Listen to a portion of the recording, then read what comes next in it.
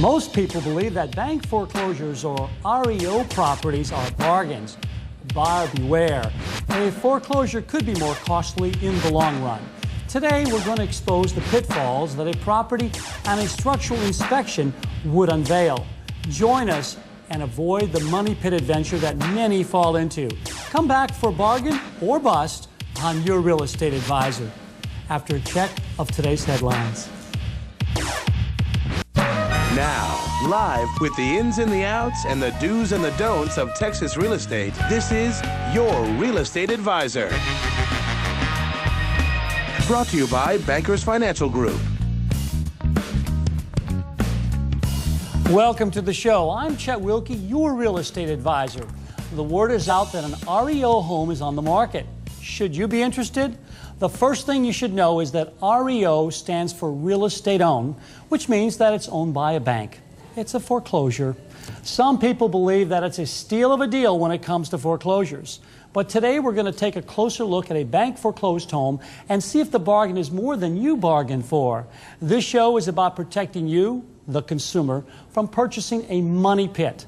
The best way to protect yourself is by having a thorough home inspection.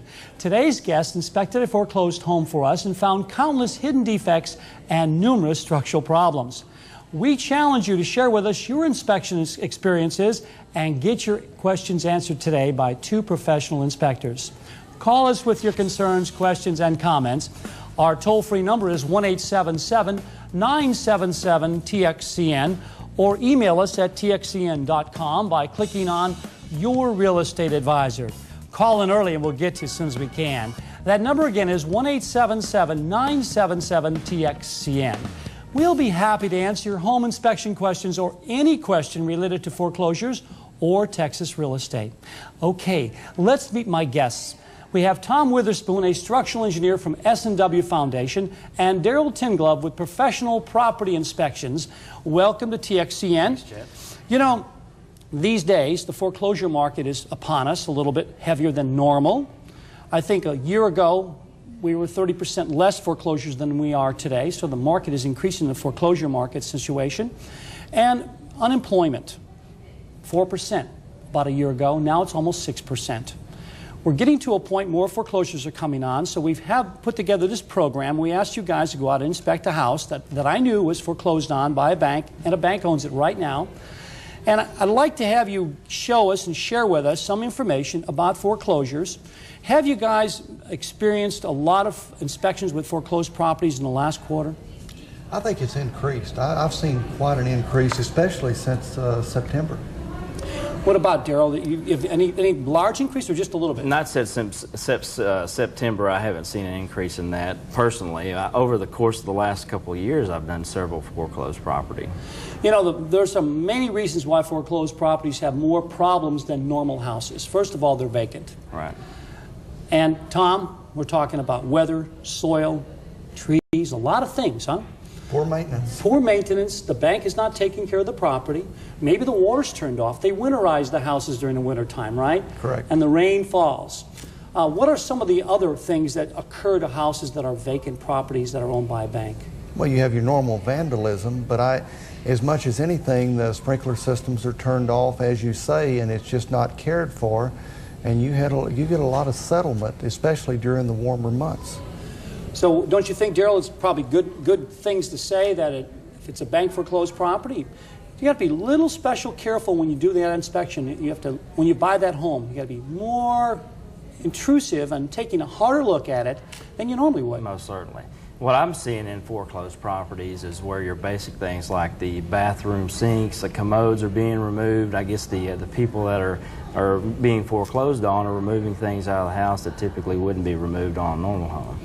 Well, you guys took a look at this house. Let's take a look at what you guys found in this house. We're going to look at the outside first, the defects we found on the outside.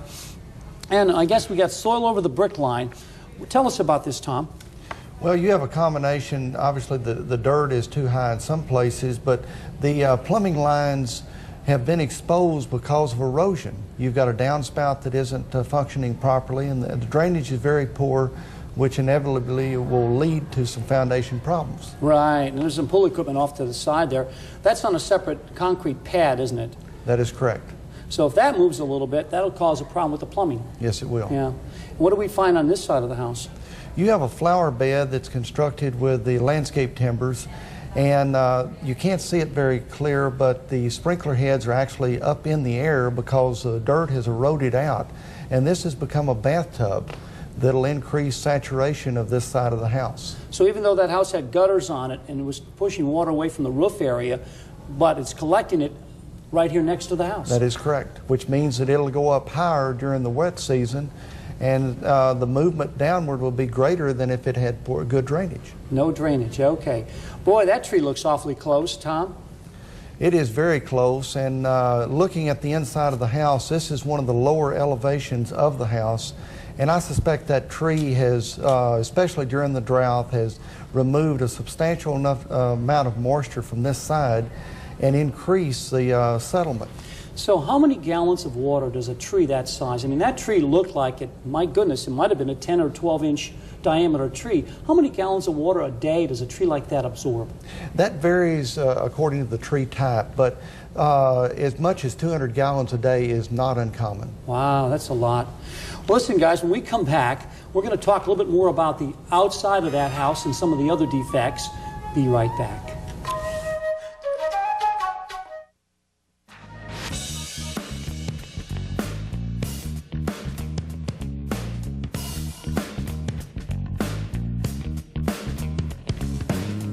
Welcome back to Your Real Estate Advisor. I'm Chet Wilke, and we're here in studio with Tom and Daryl talking about home inspections on foreclosed properties. Let's go back and take a closer look at some of those pictures we started out with. Tom, I guess we got a downspout situation. Well, we do have a downspout situation that's eroded out at the corner. There's been some settlement at this corner of the garage, and the wall is leaned away, as you can see from the separation. That large crack I see between the brick and the garage door, huh? Where it's pulled the caulking away, yes. My goodness. So it's leaning one direction. And what do we have here? You're again discharging in the flower bed, so the bulk of that water is going to sit right along the flower bed and saturate the bearing clays. Okay, when that water is actually in that flower bed right now, if it doesn't go out of the flower bed, it's probably going to go into the house. It can go in the house, and there's evidence that it has seeped through the walls because the flower bed has been brought up above the floor level, and there doesn't appear to be any waterproofing along that side to keep it out. I mean, there are weep holes in the brick that allow the moisture behind the wall of the brick to drain out of the house. Correct. And now the dirt is plugging that up. Correct. And the weep holes are an entry point into the house. That is correct. So you're saying maybe the framing in the wall, it may very well be black mold or that is correct, certainly rotten. And once it gets into that cavity, it spreads in a lot of different areas. I mean, that whole cavity could have problems. So what's the solution to this? I mean, if they were going to do this flower bed, what should have they done first before they did the flower bed? Well, if they were going to do the flower bed, that I think is a bad idea, they should have waterproofed along the side of the brick, and then the downspout should have discharged over the barrier of the flower bed away from the house. My goodness. So who knows what's behind that wall, right? That's correct. Oh, my goodness. And we have a improper flashing scenario here, Tom. What's that about? Well, Daryl, I think, can address that a lot better because he sees it more often at the roof level. This is a common issue where you've had a wood shingle roof removed, and the old flashing for the wood shingle roof was left in place, and you've basically got a step flashing, counter flashing, where the counter flashing is exposed for a possible leak penetration point. And so you think that roof at one time had wood shake? It certainly did. Wood shake. Right. Yes, it did. Did they redeck it, or they removed the wood shingles and redecked it, but they left the old flashing there. You can see that. A simple matter of another $20 could have fixed that problem, correct. huh? And what's this about? This is some more foundation movement at that northeast corner of the house. You can see separation at the gable there. Right behind the leaf there, you can see that crack. It's about almost an inch separation at the top.